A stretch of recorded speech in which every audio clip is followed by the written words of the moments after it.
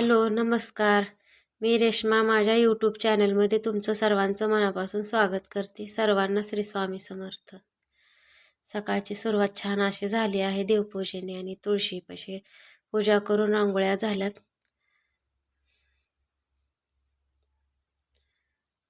स्वयंपाक चालू आहे. ही ग्रीन टी बनवली. यांना ग्रीन टी प्यायची होती म्हणून त्यांना ग्रीन टी बनवली. मुलांचा डबा हे झालेला आहे. आणि ही घेवड्याची शेंग बनवणार आहे माझ्या पद्धतीने. ही घेवड्याची शेंग थोडीशी उकडून घेते, म्हणजे जास्त शिजवत नाही, थोडीशीच उकडून घ्यायची आणि नंतर ती पाण्याच्या बाहेर काढायची. ही बटाट्याची भाजी सकाळी मुलांना केलेली आहे डब्यासाठी. आणि थोडंसं मीठ घालायचं घेवड्याच्या शेंगेमध्ये आणि मस्त अशी 1-2 उकळ्या येऊ द्यायच्या. म्हणजे थोडीशी शिजल्यासारखी वाटली की मग ती काढायची पाण्याच्या बाहेर. जास्त पण शिजवायची नाही, थोडी शिजवायची आणि ती पूर्ण पाण्याच्या बाहेर काढून घ्यायची, म्हणजे त्याचा उग्र वास पण निघून जातो. आणि नंतर आपण त्याला फोडणी देणार आहोत. इथं मी 1 पळी तेल घातले. जिरी मोहरीची फोडणी द्यायची. जिरी मोहरी व्यवस्थित तडतडली की त्यात आपण कोथिंबीरीचं मीठ घालणार आहोत. ते पण व्यवस्थित परतून घ्यायचं आणि ते व्यवस्थित परतल्यानंतर आपण त्याच्यात काळी चटणी घालणार आहोत, म्हणजे काळा मसाला. आपल्या चवीनुसार आपण तिखट कमी जास्त करू शकतो. थोडीशी हळद घातली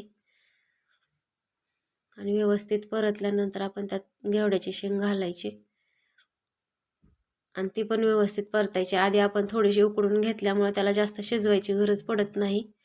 ते लवकर शिजते आणि लवकर तयार पण होते अशा पद्धतीने केल्यावर, आणि चवीला पण खूप छान लागते.